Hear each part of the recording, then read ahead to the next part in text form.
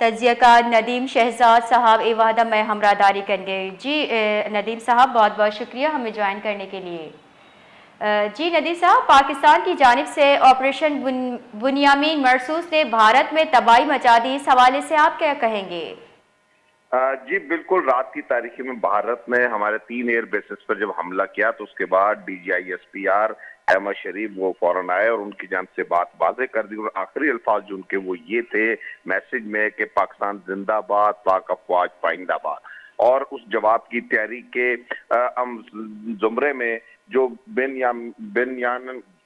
بنیان المرصوص جو operation launch کیا گیا، یہ قرآنی آیت کی روح سے، اس کے معنی ہیں آئینی دیوار کے، اور اس وقت فجر کا وقت تھا اور جس میں نعرہ تکبیر سے جو فضا گونجی اور بھارت کو منہ توڑ جواب دیا گیا اور بھارت کے 26 مقامات کو نشانہ بنایا گیا، جو کہ ان کے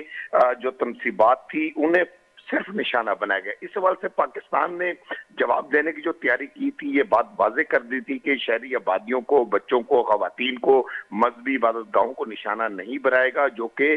جنگ کے عالمی قوانین کے رولز بھی ہیں، اور پاکستان نے اپنے دشمن کو آگاہ کر کے اور اس کی بارہ بار جو اس کی مکروہ جارحیت تھی اس کا جواب دینے کے لیے جو آپریشن یہ لانچ کیا، اور جس کے اندر ہمارے جو میزائل تھے اس میں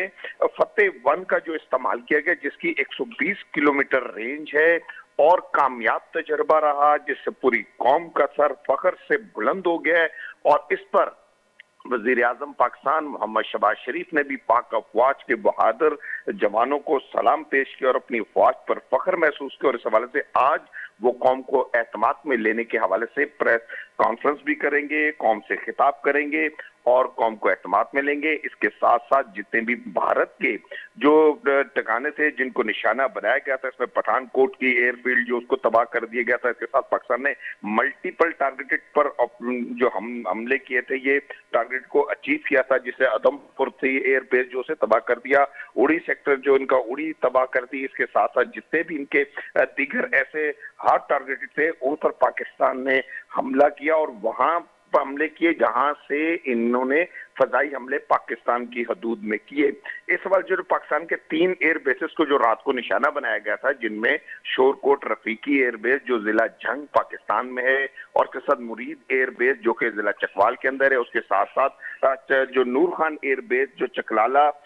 راول پنڈی میں ہے، یہاں پر حملے کیے۔ اس کے علاوہ بھارت بار اپنی جارحیت سے باز نہیں آ رہا تھا، جس پر پاکستان نے عالمی سطح پر، سفارتی سطح پر رابطے کیے، دیگر رابطے کرنے کے بعد پھر پاکستان حق بجانب تھا جواب دینے کا، اور ایسا جواب دیا، منہ توڑ جواب دیا کہ بھارت کے اندر اس لرزہ طاری ہے اور بھارت کے اندر کھلبلی مچ چکی ہے، اور اب اس کا جو وہ پروپیگنڈا کرنے والا میڈیا، منفی میڈیا، مکروہ چہرہ جو میڈیا کا تھا، وہ بھی تسلیم کرتا ہوا نظر آ رہا ہے کہ بھارت پر حملے ہوئے ہیں، اور وہاں کی وزارت دفاع نے بھی اس بات کو تسلیم کر لیا ہے کہ ہمارے ایئر بیسز پر حملے ہوئے ہیں اور اس سے ہمیں نقصان ہوا ہے، اور یہ وہ کامیابی ہے پاکستانی افواج کی۔ اور اس کے ساتھ ہی پاکستان نے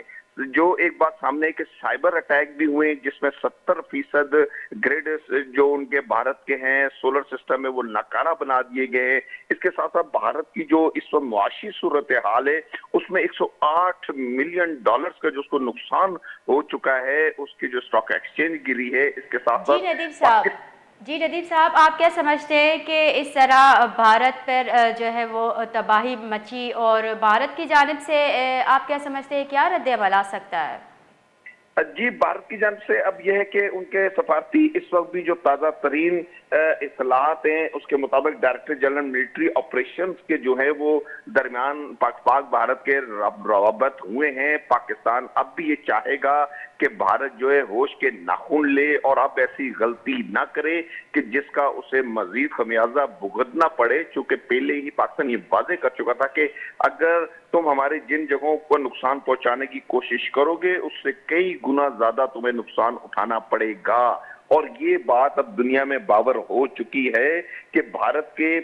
جو ایک اینٹی بیلسٹک میزائل سسٹم تھا S-400 وہ तबाह किया है, जो कि एक बहुत बड़ी एक तबाही है भारत के लिए, जिस पर वो नाज फख्र करता था, जिस तरह वो राफेल तैयारों पर फख्र करता था, वो खाक में मिले उसके। अब इनके एंटी बैलिस्टिक मिसाइल सिस्टम जो वो नकारा बना दिए गए। उसके अलावा जितने भी इनके जो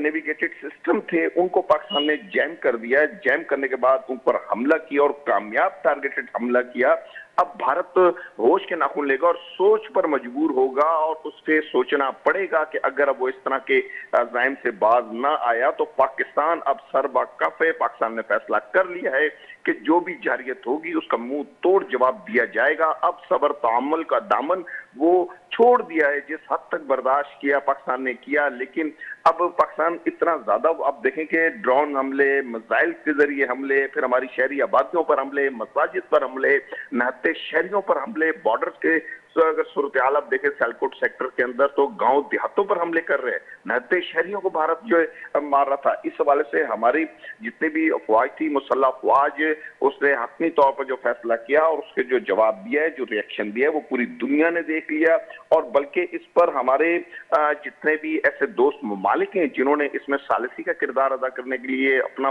वाज़ेह किरदार अदा किया था और उसके साथ साथ पाकिस्तान के साथ खड़े रहे, उसमें चाइना की बात करूंगा, तुर्किया की बात करूंगा, अजरबैजान की बात करूंगा, इस तरह अरब ममालिक ने भी अपनी जो कोशिशें लाई। लेकिन भारत ने तमाम चीजों को बाला ताक रखते हुए अपनी हरदर्मी और नरेंद्र मोदी की वो ज़हनी खल्फिशार जो उसका है, जिस पर वो जंग मुसल्लत करना चाहता है, शायद वो भारत को तबाह बर्बाद करना चाहता है, भारत में जमहूरी निज़ाम को सबूताज करना चाहता है, भारत के अंदर वो एक मुकम्मल तबाही चाहता है कि मेरे बाद अब कोई भी वहां वजीर आजम ना बने, वहां कोई हुकूमत ही कायम ना हो, जंगी हालात रहे, वहां की मैशियत तबाह हो जाए। इससे भारतीय कौम को, वहां के दानश्वरों को, वहां के लोगों को इससे जान छुड़वानी होगी। ऐसी सोच वाले, ऐसे जो भी उनके मिलिट्री ऑफिसर थे, उनसे भी जान छुड़वानी होगी और उनकी सियासी लीडरशिप से भी जान छुड़वानी होगी।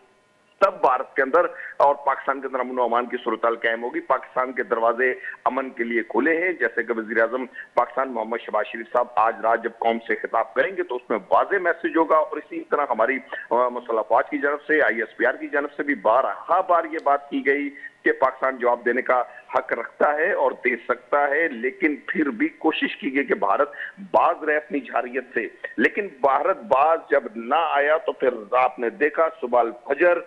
जो है उस फौरी तौर पर बिनियानन मरसूस जो ऑपरेशन है वो लॉन्च कर दिया गया और फिजाएं जो है अल्लाह अकबर के नारों से गूंजी और बैक वक्त जो है 26 मकामात पर कामयाब हमला जो भारत के ऊपर है, ये पूरी दुनिया को मैसेज, और भारत के जितने भी इत्तेहादी हैं, जो उसके सपोर्टर हैं, उनको भी एक मैसेज है कि पाकिस्तान अपने दिफा का हक रखता है और पाकिस्तान उन सलाहियतों से लेस है जो दुनिया की जदीद तरीन टेक्नोलॉजी है। गो के वसाइल की कमी जरूर रही, लेकिन हमारे उन माहिर इंजीनियर, हमारी अफवाह।